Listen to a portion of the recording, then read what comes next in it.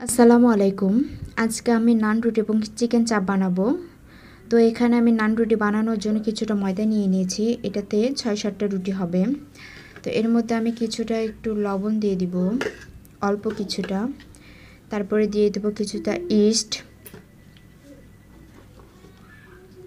তারপর দিয়ে দেব অল্প কিছুটা চিনি এবং এটাকে ভালোভাবে একটু মেখে নিব যাতে সবগুলোর সাথে ভালোভাবে মিশে যায়।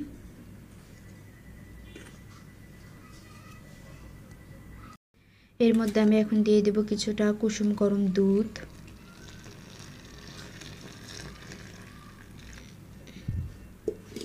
এবং এটা হাত দিয়ে একটু ভালোভাবে মেখে নিব।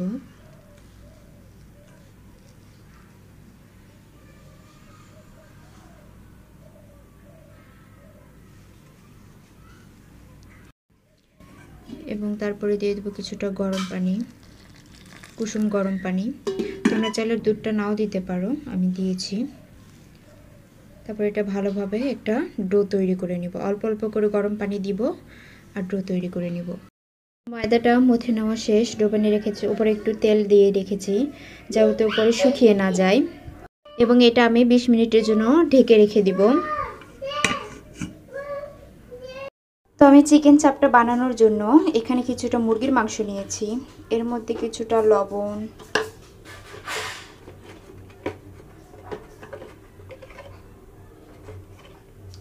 কিছুটা হলুদ, কিছুটা আদা রসুন বাটা, কিছুটা ধনে এবং জিরা গুঁড়া,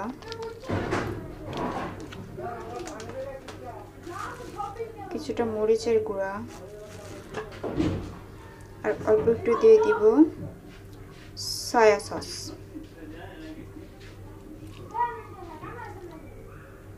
এবং এটাকে মেখে 10 মিনিটের জন্য রেখে দিব।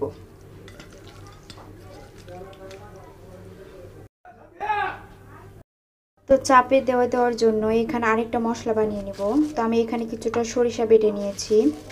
এর মধ্যে আবারও কিছুটা গুঁড়া মরিচ দিয়ে দিব, অল্প কিছুটা সয়া সস, কিছুটা টমেটো সস,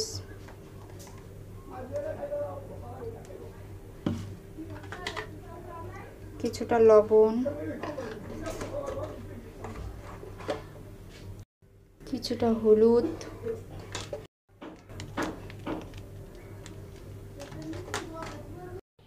এবং এর মধ্যে কিছুটা টক দই দিয়ে দিব।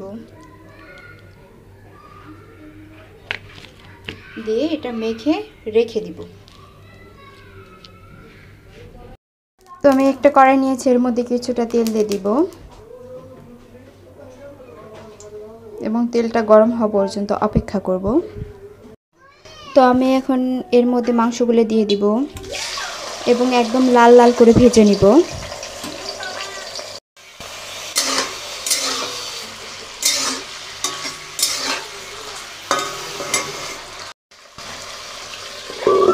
এবং ঢাকনা দিয়ে দিব সেদ্ধ হওয়ার জন্য। মাংসটা ভাজা শেষ, এখন আমি এটাকে তুলে নিব। তো আমি তেলের মধ্যে এখন ওই সরিষার মশলাটা দিয়ে দিব।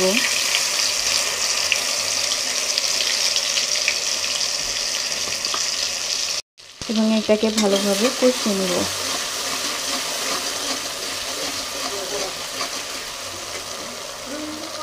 তার মধ্যে বাটিটা ধুয়ে অল্প কিছুটা পানি দিয়ে দিব এবং এটাই মশলাটাকে একটু ভালোভাবে আবার কষিয়ে নেব, নিয়ে এটাকে তুলে নেব।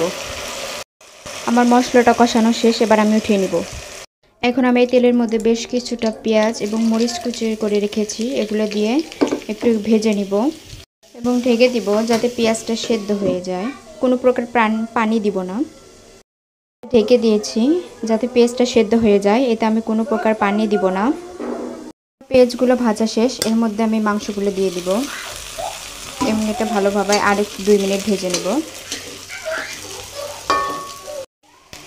এর পর্যায়ে আমি এর মধ্যে মশলাটা দিয়ে দিব, যেটা একটু আগে কষিয়ে রেখেছি। ভালোভাবে মিশিয়ে নিব মাংসের সাথে।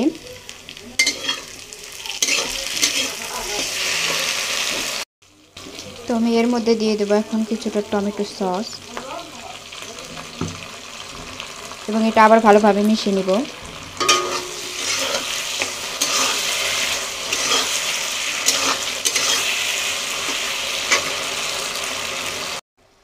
তো আমার মেশানো শেষ। এই পর্যায়ে আমি দিয়ে দেব কিছুটা ধনিয়া পাতা কুচি।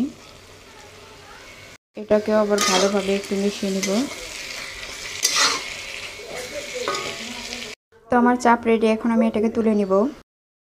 ভিডিওটা দেখতেছো কতটা ফুলে উঠেছে। এখন আমি রুটিগুলোকে বেলে নিব। তো আমার রুটি বেলে নেওয়া শেষ।